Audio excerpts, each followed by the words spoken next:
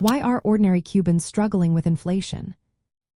Imagine waking up every day wondering if the money in your pocket will buy enough to cover your basic needs.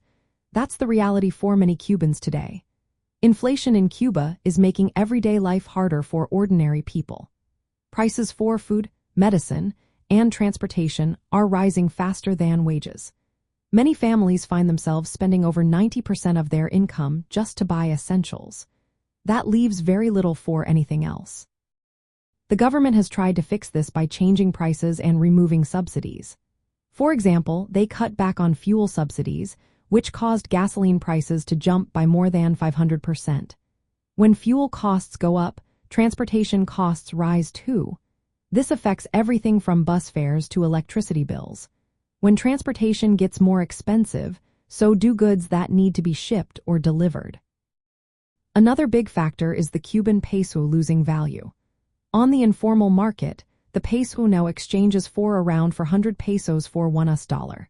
This means that wages and pensions in pesos are worth less. Even if someone earns a decent salary, it does not stretch for enough to buy what they need. Meanwhile, many Cubans use US dollars unofficially, which adds to the economic instability. Supply and demand also play a role. Cuba faces shortages of food and other goods because production is limited. Structural issues like inefficient farms and factories mean fewer products are available. When there are not enough goods to meet demand, prices tend to go up. People expect prices to rise, so they buy now before costs get even higher, which can make inflation worse.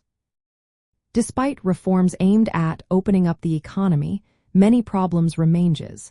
The economy still struggles with shortages and inefficiencies.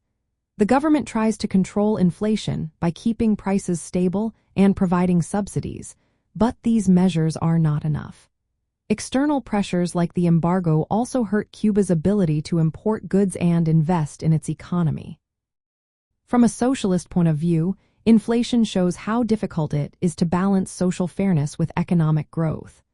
The goal is to meet everyone's basic needs, but rising prices threaten that. The government's focus is on strengthening local production and managing subsidies carefully. They hope that by doing so, they can help stabilize prices and improve living standards. In the end, the challenge is making sure wages keep pace with rising costs. Improving supply chains and supporting small businesses are part of the plan. These steps aim to help ordinary Cubans buy what they need without falling deeper into hardship. It's a complex situation, but understanding these factors helps explain why inflation hits everyday life so hard.